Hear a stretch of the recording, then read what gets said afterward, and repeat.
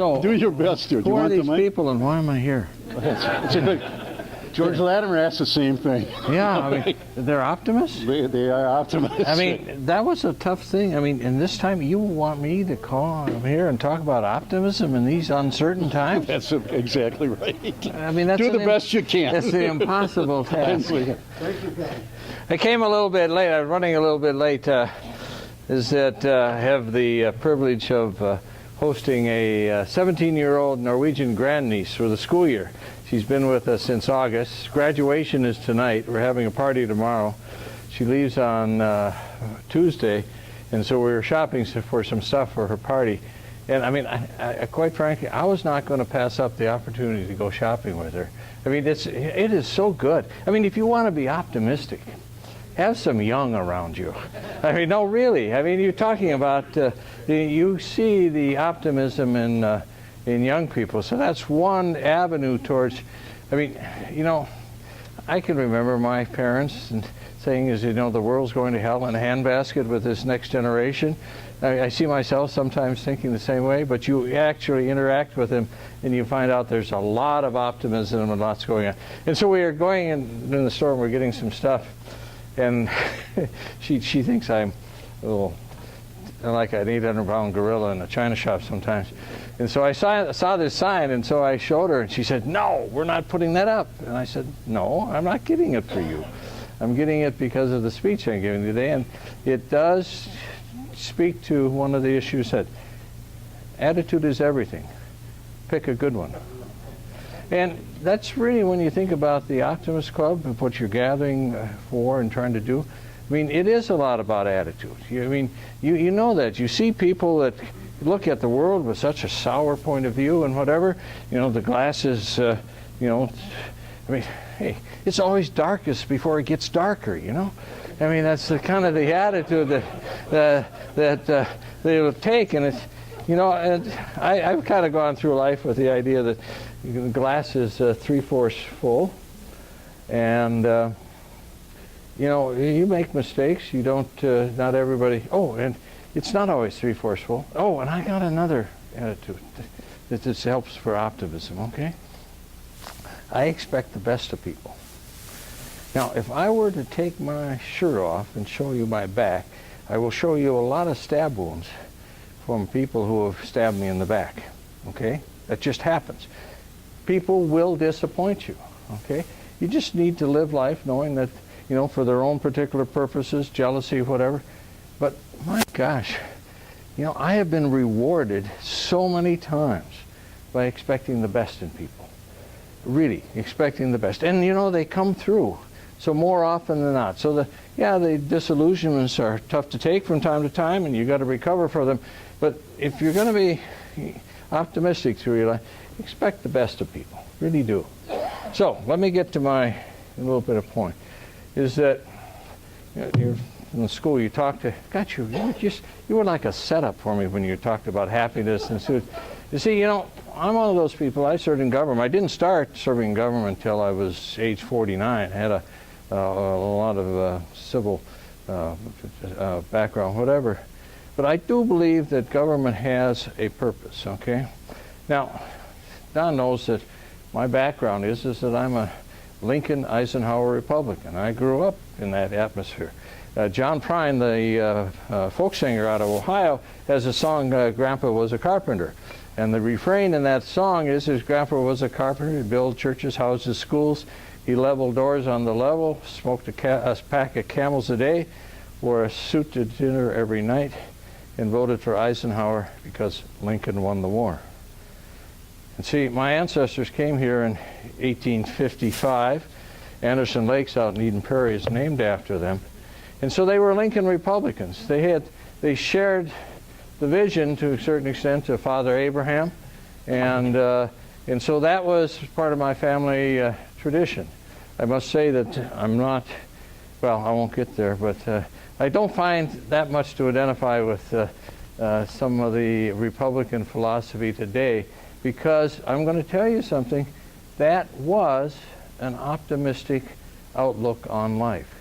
You go back to Lincoln himself was kind of depressed, but he had a very optimistic view of life, and he understood what government was all about. And this is the point I wanted to get to, because government is not able to guarantee happiness. You brought up that word happiness, and you asked yourself, what does it mean to be happy? And what does it mean to be scared?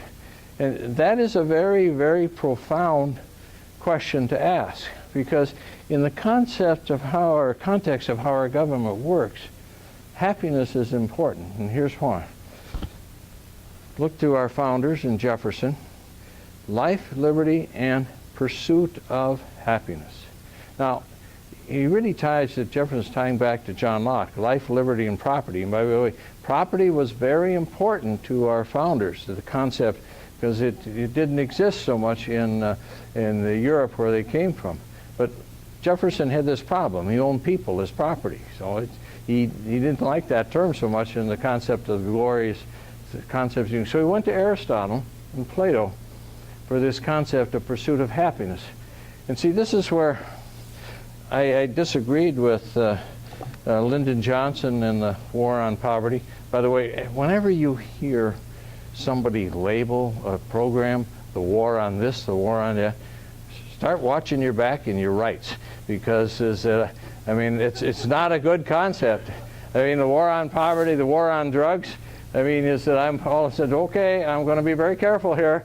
I'm not optimistic about what they're going to do, using your own term here, because it can be used to be a justification. And the war on poverty, it was the idea that government can guarantee happiness. It can't. It can't guarantee that you're happiness, because, you know, the definition of happy and what I say, but here's what the legitimate role is, and it ties to what you should have as one of your mantra, is that I'm going to put it in the context of Jefferson and the role of government, is to provide the maximum opportunity for the maximum number of people to achieve happiness. I'm going to repeat that. Maximum opportunity for the maximum number of people to have the opportunity to achieve happiness. Oh my gosh, that is a nice creed for optimists, isn't it? We can make the world better so people can achieve happiness. Now, I was born in 1943. I was actually, you know, born in the crucible of this world struggle with Nazism, whatever, and the United States had won the war, and it was a very optimistic time to come to maturity, the 50s. And this is going to be an important concept. The achieving of the middle class goal of happiness. You know, is you had a good job, you had a good home to live in, you had a family, you could provide for them. You know, coming out of the Depression, World War II, this was a good time to grow up. And I was, you know, gosh, I was a kid that it was easy for me to find happiness in that era. And it's that you had JFK, you know, ask not what your country can do for you, but what you can do for your country. We had the Peace Corps. We had Vista, which I was a member in. I was in Algeria in '64, and how the United States was held out as this wonderful beacon of optimism. The idea that we can make the world better, and we're going to be doing something to make it better. We were part of this movement. And then you had the civil rights movement, the women's movement. And so it was a time to be very optimistic. So now looking at what those goals were, and have we achieved them, this is a time to be disillusioned. I mean, I can remember many of the battles that we fought with respect to civil rights and women's rights. I mean, we have come a long way, but it's disillusioning to me. We seem to be fighting so many battles over and over again. I'll give you a couple examples.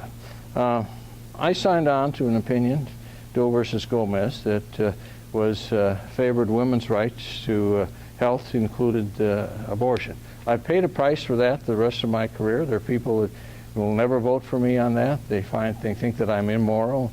I've had 500 people kneel and pray on the grounds of the Judicial Center for my soul. You know, that's not a pleasant thing. And I mean, my own mind wrestle with this idea, but it's under the law, it's legal, but I will be probably one of the biggest critics of the decision Roe versus Wade. I don't think that is a good way to decide issues.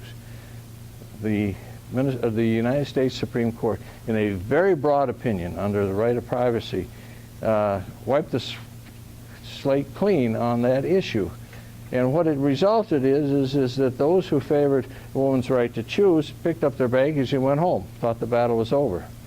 Those who, I talked to somebody yesterday and she said, you know, is that I was teaching in a Catholic school, and the day after that decision there was a renewed emphasis on civic activity and how this could be done.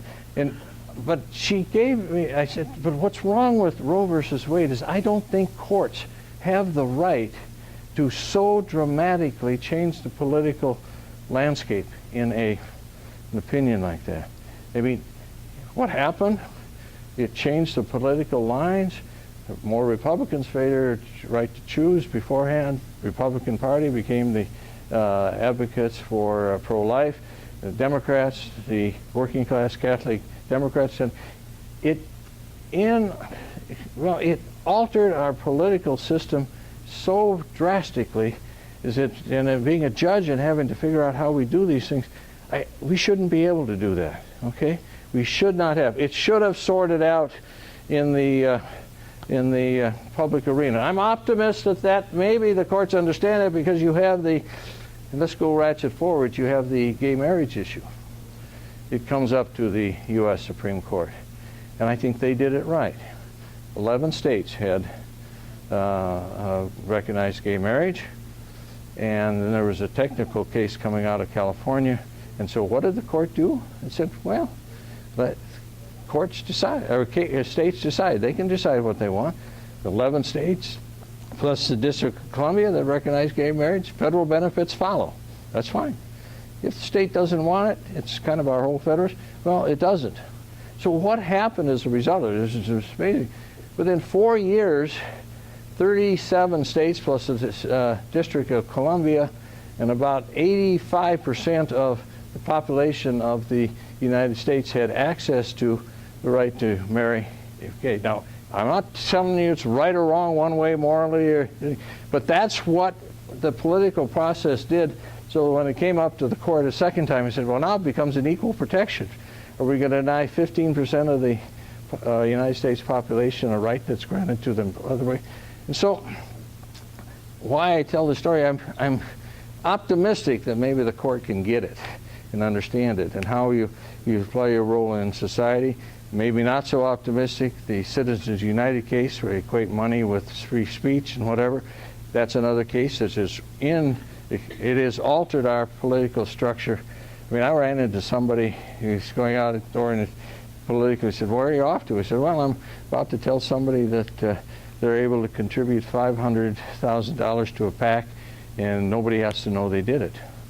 You know, I don't like that. That's not the way it should work. But that's the result that's happening with, so there are reasons to be optimistic, there are reasons to be pessimistic. Coming out of the 60s, 50s and 60s, I was very optimistic about the status of the middle class. And is that we are a conservative nation, you know. We are conservative. You compare us with Europe and whatever. And why are we conservative? Because so many people in the United States have a stake in society. We had a broad-based middle class. And I tell you, if you got a house and you got a mortgage and you want to protect that, and so you move in smaller increments. Well, there's a reason to be not optimistic what's happening, because of all the expansion in the United States economy occurring since the late 80s, early 1990s. Do you know how much of that has gone to the middle class? Take a guess, the percentage. You got it right. Read Thomas Frankfurt, the guy who wrote What's the Matter with Kansas, is 0%.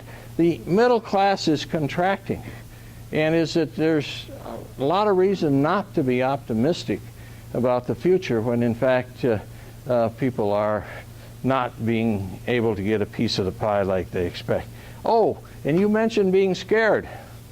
And it's when that happens in our society, what do you get? You get people who are scared, they are angry, they are resentful, and they can't figure out why, but they don't think people are listening to them. And so what happens when they get to speak? Because we get to speak in our country every 2 years. That will define this last election. Anger, disillusionment, resentment, and fear. And they got a right to be fear. It's one of the biggest issues that you should have some lack of optimism on jobs. Trump's got it all wrong, or mostly wrong, when he talks about Mexico and China and Thailand and Myanmar and Vietnam taking our jobs. That's not where it's happening. It's happening because of technology. I mean, you make a point that you get these jobs for the coal miners are coming back. They're not. They're not coming back. Why? Well, just go up the Minnesota River, up to Sherco power plant, coal-fired power plant. Over 150 good-paying jobs, plus they support miners in Wyoming and railroad people to get the coal there. That's going to be decommissioned in the early 2020s. It's going to be replaced by a gas-fueled power plant that will have somewhere around 25 to 30 workers in the plant. Same amount of energy. They'll, of course, build a pipeline for the gas, but then the pipeline's in place. Those jobs aren't coming back. Big deal about Carrier in Indiana. Save 800 jobs. So the cost of saving 800 jobs is a state investment of $700 million in Carrier.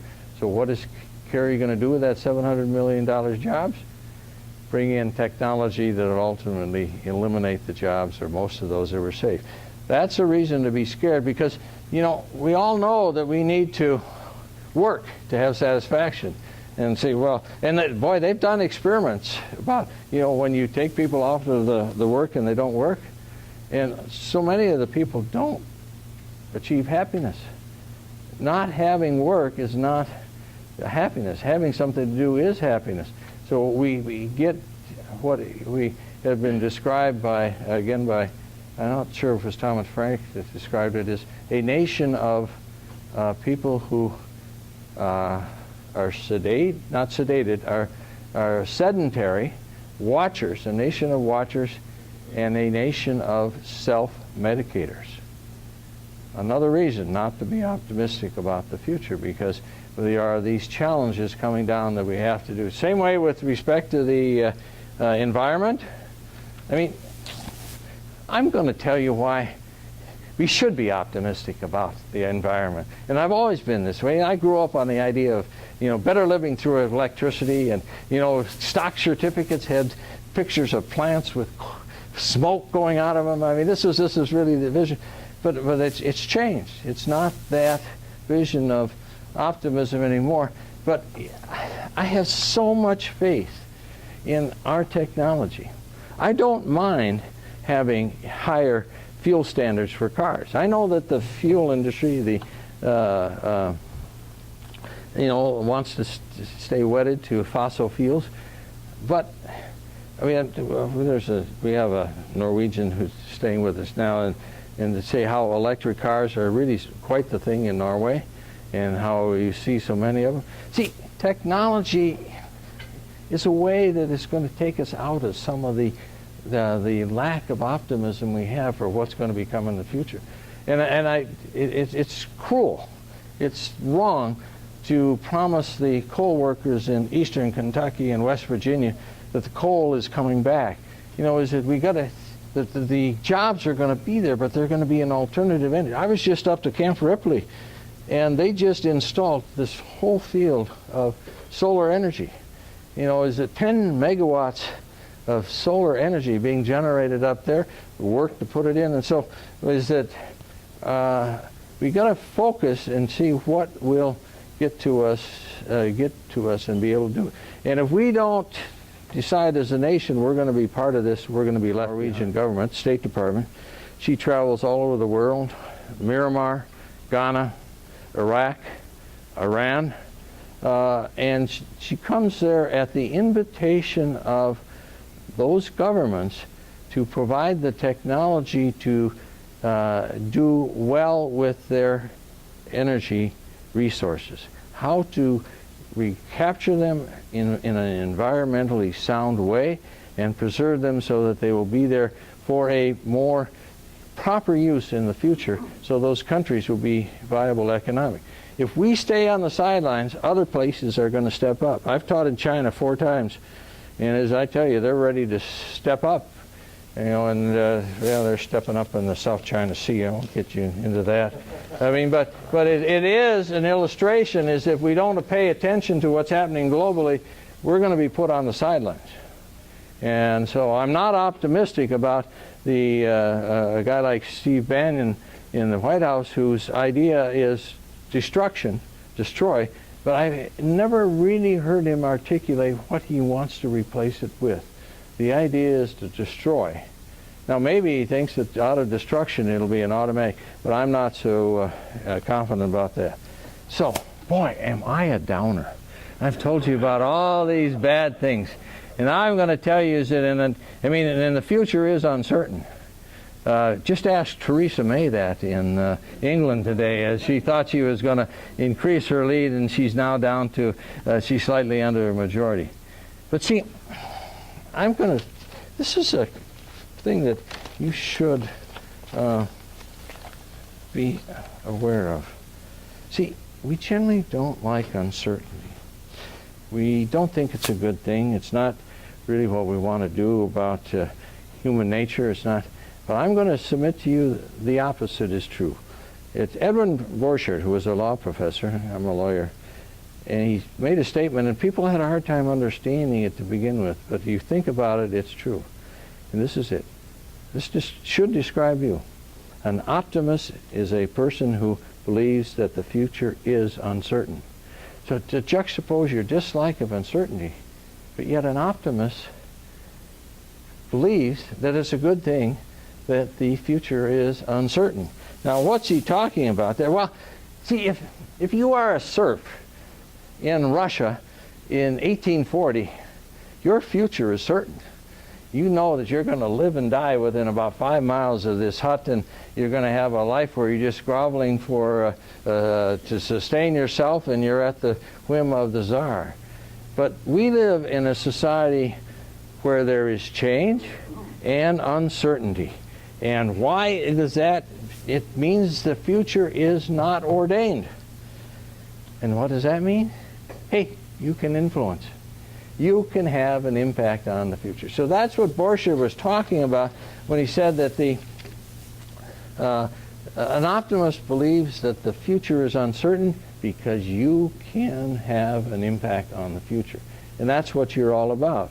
You can change ideas. You've got to be active. And that's what's happening here is that by you coming into a group like this, you understanding that you do have a role. And by the way, you have to come together and talk to each other like you were doing, whatever, decide that there are other people like you who think that there is something hopeful to the future, and you can have an effect on it. It may be small, it may be large, but that is so hopeful. That's why my glass is 3/4 full, because you can deal with it. You're going to have setbacks and whatever. And so I'm quoting, it's John Reed, he writes on this about the hopefulness of the future. And I'm going to rob from him, okay? I'm going to take what he said, but I'm going to alter it a little bit, which is kind of a creed or message that I want to leave with you as to why you're here today. Just listen carefully. I'm changing, and I'm going to edit on the fly here a little bit. We come together to re-examine our goals and recommit ourselves to excellence and relevance in our community and a civil society. Then that this society may be better served by what we do. The nobility of which is what we affirm here today. We come together to broaden our interests and our understanding that we may serve the cause of humanity more profoundly and wisely. Come together, not pridefully, to affirm that we stand for excellence and integrity and honor.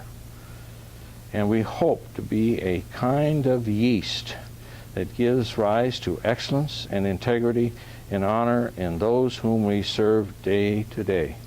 We hope that we will be considered good men and women, knowing, however, that goodness does not consist of one or even a few good deeds. I mean, what better creed to live by is that you see the uncertainty of the future, and you come together with the idea of excellence, honor, and integrity, and to figure out a way that you can make this world a better place to live. So I congratulate you on it. And I'll end on that. And now, if there's a little time, I'll open myself to questions. There's at least 20 minutes of Q&A. Okay, this is the part I like. Now, here's what I understand. I understand this clearly. My colleagues on the court sometimes didn't like to have questions, and they shied away from questions. I, on the other hand, love questions, and because I understood I control the answers. So just understand as we start here, folks, there is no inappropriate question that you can ask because it doesn't bother me, because I control the answer. So there's a lot of things going on in the world, and I'll talk about. I'll do my friend. Why does my sister like you so much? Oh, I got to tell you a sad, sad story. The intersection of the judiciary and the legislature and even the executive. So the executive and the legislature can't agree on how to redistrict, okay? And so it winds up going to court. And we do an excellent job. You know, no court challenge to our redistricting is very good. 2 times, and I've had a major role in it.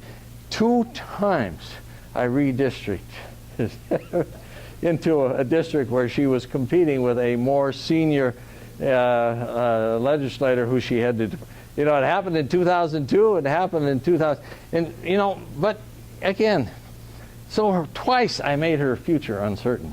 I really did. I tried. And so but I'm going to tell you that, you know, there's optimism in the future because now she has a job where she can really affect human lives. She's on the Ramsey County Commission. Oh boy, I got to scare you a little bit here. Don't ever investigate how much power rests with county commissioners. They are a really source that affects a lot of humanity, and so she finally found a place where she had a whole lot more power. Anyway, Mary Jo, I give you a hard time.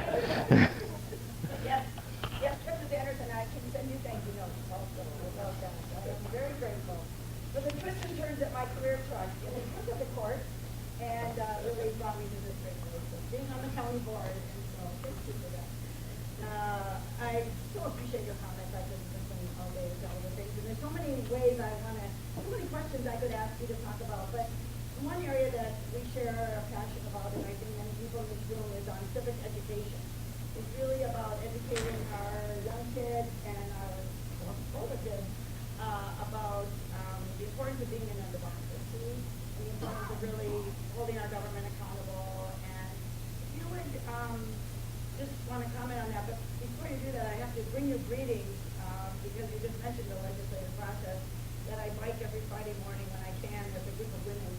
Called the Public Policy and Bicycling Society, and it includes people like Joan Grove, and so is Tom and Kathleen Belinga, and I was biking with all of them this morning, and they send their greetings to you, and Phyllis said a great, yes, people used to say to you about Justice Anderson about your dissent for so long, and you said, yes, I write long dissents so that when Phyllis Kahn she wants to pass a bill about my dissent, will you dissent on something that the legislature? Oh, she told me that. She reads my dissents to know what kind of legislation they need to correct a bad place. The court is gone. So thank you for helping the legislators with their legislation. But if you could just comment a little bit about you know where you see civic education. I'm encouraged, as we are trying to be optimistic, about the involvement that I see more people. You know, I see more people getting involved with government. It's such a critical issue. We've let it atrophy. I mean, I'm not going to say that civics education when I was young and whatever was, the best thing since sliced bread was that good, but it was something that had a high importance in the education system, what it meant to be a citizen. And I've considered this a lot. I mean, I sat on the Coleman-Franken recount and on the Dayton recount, commented about the act of voting. The act of voting is it's two parts. It's speaking, being able to cast your ballot, and being heard, having your ballot accurately counted. See, we weren't talking too much about speaking in the Coleman-Franken thing. It was counting the ballots. And I will tell you absolutely that Al Franken got a plurality of the validly cast ballots in that election. I don't know if he got the plurality of all the ballots cast, but he got the plurality of the validly cast ballots. And so, I mean, I looked at this whole issue of voting, and looking at the numbers, Minnesota has a fairly high percentage of people voting in the high 50s, but that's not good, is it? And I'm going to tell you, if we are going to have the type, we will get the type of government we deserve, okay? And so we need to have informed voters who are going to be able to make a decision.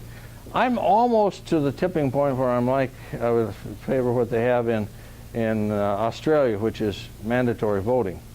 Now, boy, that seems like things, but look at this. The horrible, and they're really horrible political ads that we see. I mean, the people who do those ads, and I know them, I've talked to them, they're amoral in the sense that they don't care about the rightness or the wrongness of something. Is they're in the pursuit of power, and it doesn't matter how they go to get right or wrong. It's irrelevant to what their goal that they're seeking. And so here is what, and I had this discussion, Al Quee, we talked with Al Quee, and I talked to him about, Al said it's terrible what goes on in the Congress, how divided they are. When he talked about, Carl Perkins was his counterpart on the Labor and Education Committee. And he said, and we talked, and Al was kind of on the 35-yard line, 35, 40-yard line on the conservative side. Carl Perkins was 35, 40-yard line on. There wasn't that much area or space that divided them on a lot of issues. So they dialogued with each other, and they became friends. I mean, Al even went down to Kentucky and trained Carl Perkins' horses, and so he said, now, well, Al, there's a lot of people on the 20-yard line on each side right now. And his response to me, Paul, there are many that are in the end zones on each side. And so there's so much space. So you can have a Mitch McConnell say is that we are not going to pass any legislation that could look good for Obama because we want him to be a one-term president. That, to my mind, is unpatriotic. Or you have the Senate say we're not going to give Merrick Garland a hearing because, it's all about power. Well, I wrote about that. But then if anybody read the paper last Sunday, you see that Ellen Page, Helen Meyer, and myself, more moderate, a little left to center, endorse Justice Strauss because he approaches the law in a way that we can. I don't like how he comes. I've told him flat out. I said, David, said, if I were president, I wouldn't appoint you. You'd never even get in the ballpark for being appointed. But in this context, you're the best person available, and you are a good person. And so, and that gets back to your question about civic education, because we've got to teach people what is important. They need to understand that these political ads are intended to have them self-disenfranchised. They want you to hate the other candidate so bad so that you don't like either of them, so you stay home. And that is the worst thing for society, and we need to teach people how important it is that they speak, or else they're going to get the type of government they deserve. So I'm a big fan of public education. It can do things better, but that's one of the foundations of our country, and we need to teach people how to be citizens and what it means to be citizens. And we're not doing a good job of it. Other questions? Other hands up. Yes, sir. Yeah, thanks for coming and sharing with us today. You talked a little bit about contraction of the middle class. give us a few reasons why the middle class should be optimistic? I will, because the middle class is starting to figure out what's happening to them. Okay? And they're going to demand more of their political leaders. And it's going to be through civics education. And see, this is what, I mean, this last election, and you can ask me more about the last election, was a very dismaying and disillusioned exercise in American democracy. Some people said, this is democracy, I don't want any part of it. And we've got to a position where we choose our presidents oddly. Trump, I'm not a Trump fan, folks. I mean, I think you've got to understand where Trump comes from is that he's amoral. He does not have a defined sense of the rightness or the wrongness of something. There's a, oh gosh, I am going to be really bad. I'm going to go out. But this is an article. It's about Trump, and it's more about a professor, the bullshitter in chief. I hate to use that term, so I'll use BS from here on. But a professor out of Princeton, as far back as 1986, wrote an article about bullshit and how it's becoming such an important part of, and a pervasive part of American society. And when he talks about it in this context, and Trump, this was before Trump, and he wrote about it, is that it defines what's going on. And so, and by my mind, please understand, I am working to discipline myself to bifurcate and to separate Trump from what I would say the Trumpism of the persons that motivated the voters for Trump. I will not disparage, I will not degrade some of the ideas that were going on. I mean, there is cause for anger, there is cause for resentment and whatever. And if our society is going to survive, we got to address that. The worst thing I can do, I'm a farm kid and I used to be pretty welcome outstate Minnesota. Now they see me as a St. Paul person. The worst thing I can do in greater Minnesota is go up to somebody and say, Scott, what's wrong with you? You know, that is not going to be a way to start a dialogue. Is that, you know, what I got to do is I got to find out, you know, what you're thinking, what is going on in your mind. But so when you separate Trump and you listen to what he's saying, I mean, my wife just said it in such a clear tone. She said, well, I don't pay attention to anything he says anymore because there is not truth behind it. And that gets to Frankfurt's article. He said, they talk about, you know, the honest person values truth, okay? The liar values truth because the liar wants to convince you of something that's not true. In order to do that, the liar needs to know what's true so they can convince you the opposite. But this is what he says about the bullshitter. He said, for the bullshitter, however, all these bets are off. He is neither on the side of true nor on the side of false. His eye is not on the facts at all, as the eyes of the honest man and the liar are. See, the eyes of the honest man and the liar are on truth, except insofar as they may be pertinent to his interest in getting away with what he says. He does not care whether the things he says describe reality correctly. He just picks them out and makes them up to suit his particular purpose. Now that's a very harsh judgment of Trump. And by the way, I approached his presidency with optimism. I was following the advice of that great philosopher, Yogi Berra, who said that, you know, when you come to a fork in the road, take it. And that's where I was after the election. He said, I'm at a fork of the road, and it can go either way, and I'm going to be, like you say here, optimistic. I think things are going to happen. But I'm not anymore. And so I have changed gears and tried to figure out how to change it, how I listen to what's going on so I won't become a cynic. Oh, by the way, don't become cynics. You know, that's what these political ads want you to do.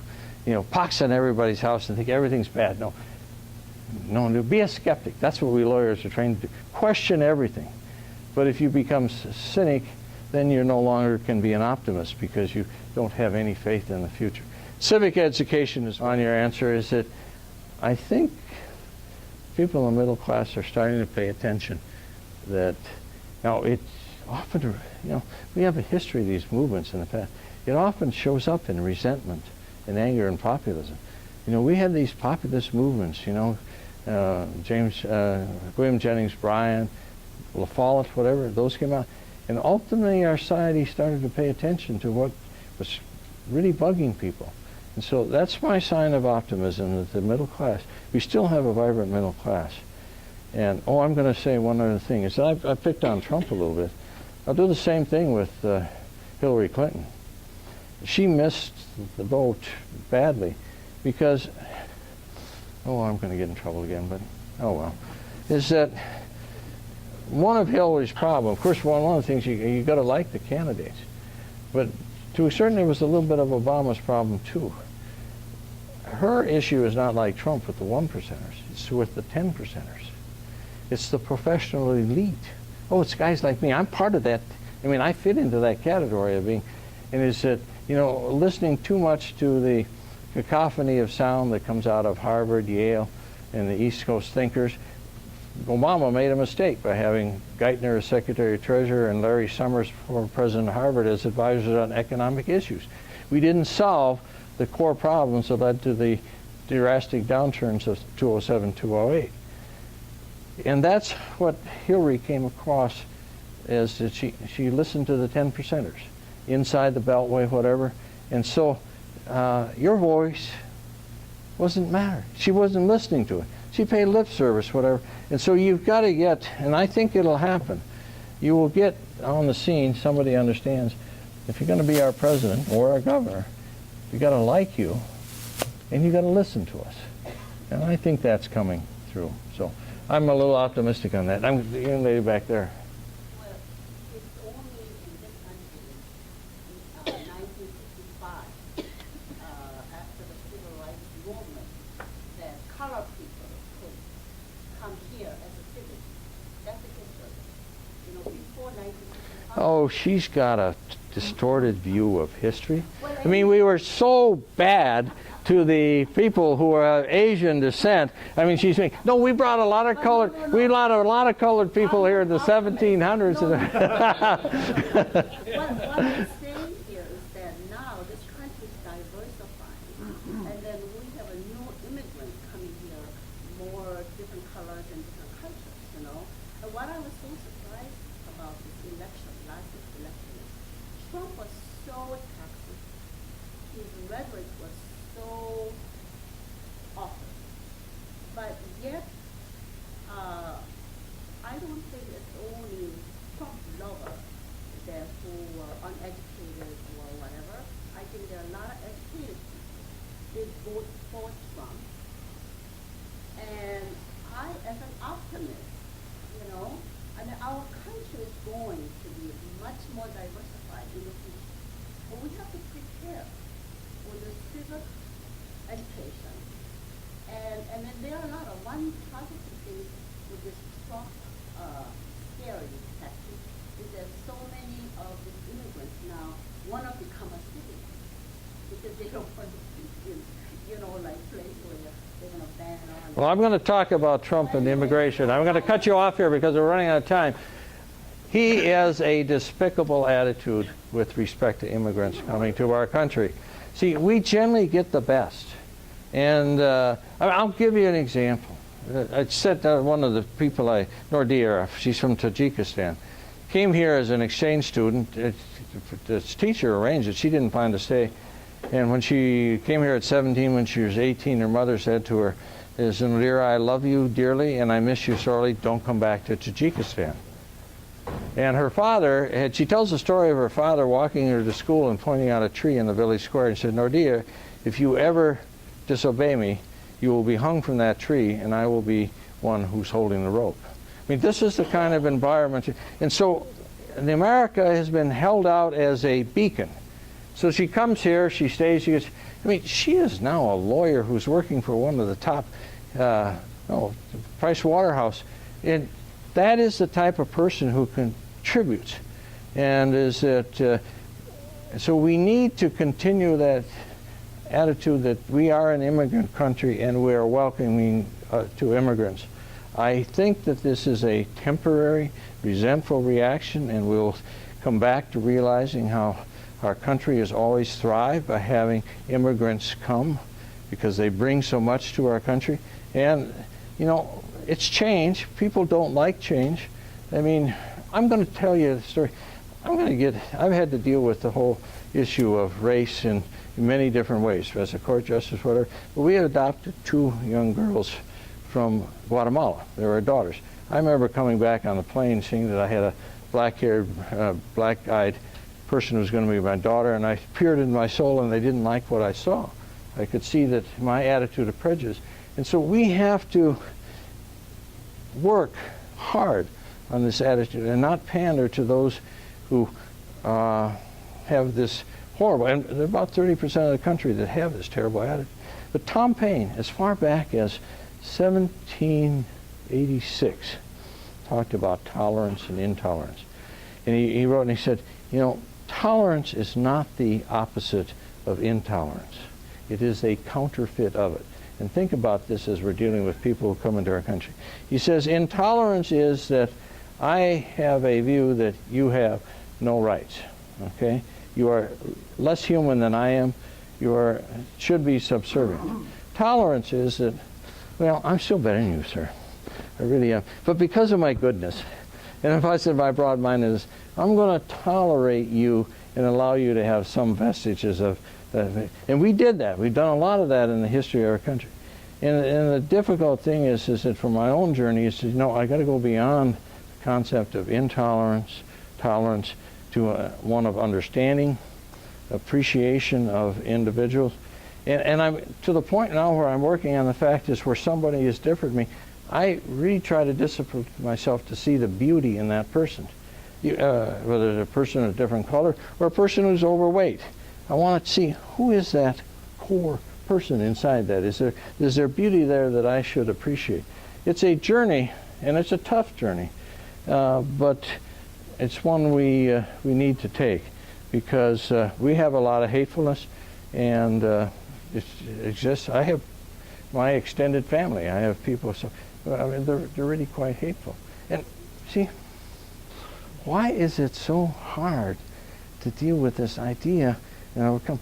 Because that has been preached and ingrained in our society forever. I mean, in order to support the institution of slavery, you had to promote the idea that if you are a person of African heritage, you are subordinate, you are less, you are inferior. Thomas Jefferson writes about it. I mean, hey, one of our best governors who could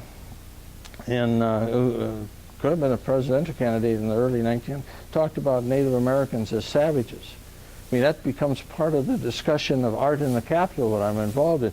And much of that art was put in the Capitol when the attitude towards Native Americans was they're savages, they're less than us. And so when I talk about human rights, and there's a lot of people who talk about these issues like to start with the concept of rights, I say no, I start with the modifier human. What is it to be human? And once you define what it is to be human, and DNA kind of helps us out and whatever, then it's easier to get to the discussion of what's a right. Because if we have the broad definition, as we should with respect to humanity and what it is to be human, then it makes the rest of the discussion easier. So I got to get a couple more questions, and then I'm going to get the hook. I got one question. Yeah. The future of John Kasich. He said he's not going to run for president. Do you believe him? Originally. But anyway, I picked up his book recently, and but he seems to be a man of integrity. And Well, he is a man of integrity. By the way, the senator out of his state is also Portman, Rob Portman, way too conservative for me, but he's a man of integrity and somebody who you look to you know. So anyway, Lindsey Graham, John McGain, despite his questions of Comey, which were really hard to understand, he's getting a little older. Susan, I better not say that because I'm within a decade of his age. I'm not that close. The difference is that there are people in integrity, and yes, I was speaking. It's kind of like an old Salon Society thing, a group in December, and they were really down and distressed with respect to And they say, are there signs from hope? Yes, look, there will be signs of hope there. Look to Lindsey Graham, who comes out of South Carolina, very conservative, but he understands the Constitution. And he had the wisdom to say there's a time that you put country before party. You look to John McCain. He will kind of resort to his maverick role, but he cares about integrity. And the same way with Angus King out of Maine and Susan Collins. And I talked with Amy Klobuchar and Franken about this, and he said, yeah, you'll find it in a Rob Portman. You'll find it in Jeff Flake out of Arizona, although he's on the ballot next year. There will be people that will put country before party. Ted Cruz won't, but he puts himself before anything. I mean, Franken is right when he says, you know, I am one of the people who gets along best with Tom Cruise in the Senate, and I hate him. You know, it's because Ted Cruz is not very popular in. Oh, by the way, Franken has found the definition of that word that everybody's trying to figure, that tweeted word, COVFIFI. Really did some really, I don't know if his staff did it or he did it himself, but it's an old Yiddish word for it's time to go to bed. With that, let's close. Yeah. Thank you, Paul, very much for Thank you for having me. And so, what I'm going to do is that I'm going to excerpt a couple of things from the Reed article.